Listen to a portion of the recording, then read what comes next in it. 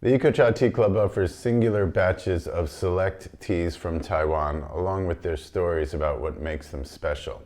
Batch number 53 of the EcoChat Tea Club is an early spring Luo Chun Green Tea from Sanxia in Taipei area. So it's leaves that were just beginning to sprout at the beginning of March, and picked and cured, of course, immediately. We're gonna go with a ratio that's a little bit higher than what the people who made this tea recommended.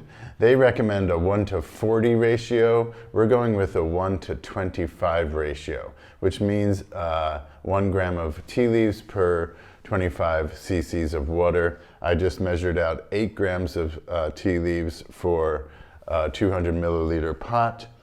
And they also recommend about 75 degrees Celsius temperature water.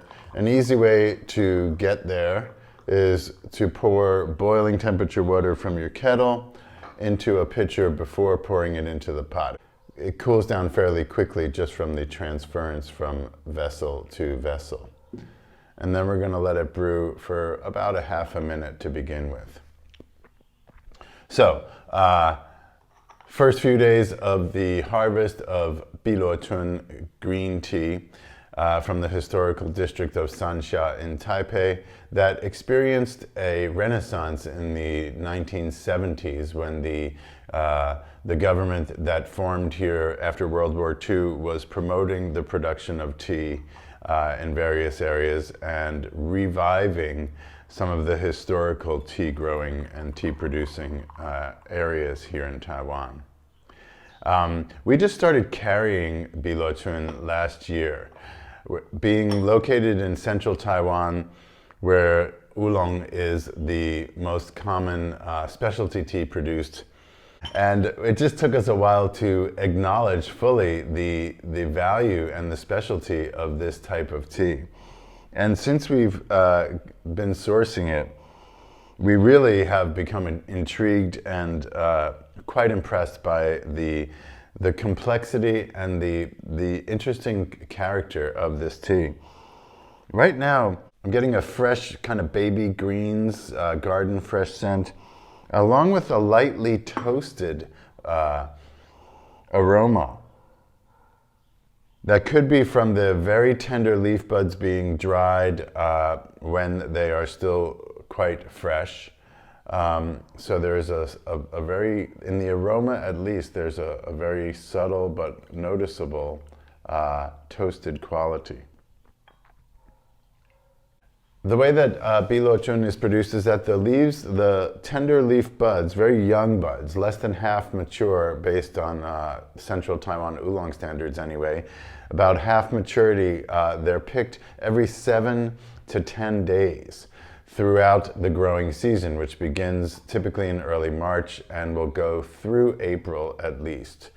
And then the weather will get too warm and the leaves will start growing too quickly to produce the best quality Luo Chun at least, and our farmer will switch over to making heavily oxidized teas and black tea.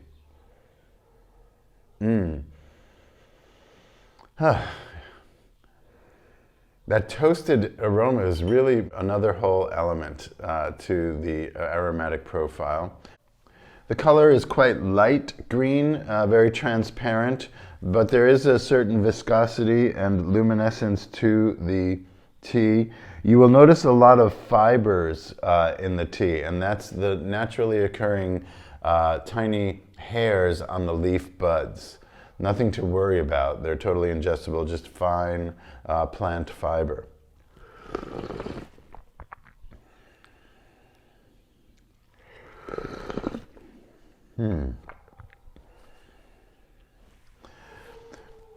Yeah, I've had the kettle off the burner for several minutes now, so I'm going to be bold and just go ahead and pour directly from the kettle at this point. The tea is not so fickle.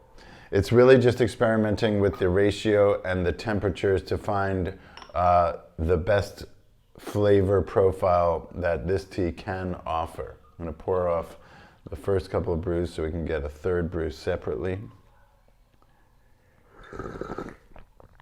But we've pushed it and it does fine. It doesn't get too astringent or bitter. You can start with a 1:40 ratio. That's 1 gram of tea for every 40 milliliters of water.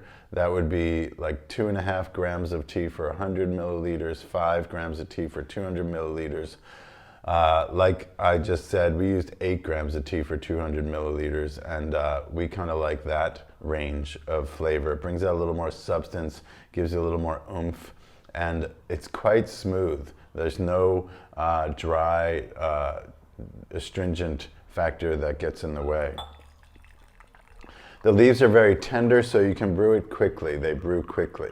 The Luo Chun is unable to be heavily vacuum sealed. We use a very light vacuum seal and of course seal it off in the same sort of packaging. But there is some oxygen in there. And their method of drying seems to be able to preserve the freshness quite well. We're excited about getting a batch that was made within the first few days of the spring harvest to offer you. So if you like what you taste here, we have an ongoing source of Luo Chun. Our current batch of tea was made within a week after this batch. So it's very similar, it's just days apart. And again, it basically just depends on which plot of tea is picked, when. And one of the things I should mention is that since they harvest every 7 to 10 days, there is no administering of pesticides whatsoever throughout the growing season.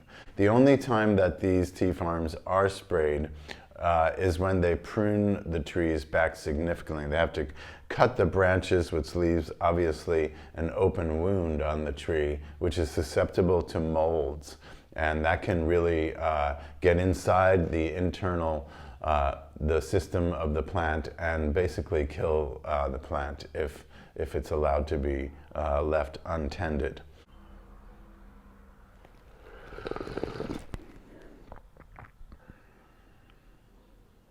Yeah, just a really nice balance of fresh green and this slightly toasted, mostly aromatic quality that comes from the tea. It's very delicate. It's not super thick or substantial, but it has a nice smooth mouthfeel.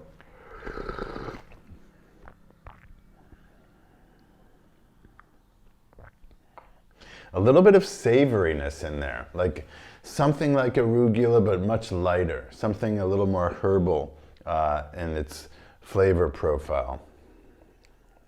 Some kind of fresh aromatic herb in the aftertaste, which makes it interestingly refreshing. It's not just that green grassy flavor that the more basic generic green tea impression has. There's a lot more going on here.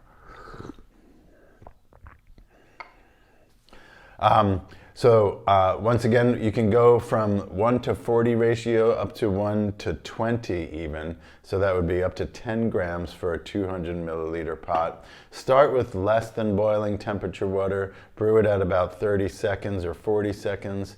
Definitely under a minute, and slowly increase with each brew. The tea won't overbrew easily, but when you take care to brew it, it will offer a complexity that stands apart from a less careful brew. So give it its due attention to let it offer you the best brew that it can. So there you have it, early spring Luo Chun Green Tea from Sansha, early March 2020 harvest. Please let us know what you think by leaving your comments here in this video or on our blog posts. And if you haven't already, please subscribe to our YouTube channel and share this video with your friends who might be interested in the EcoChat Tea Club. Thanks for being with us. We'll see you next time.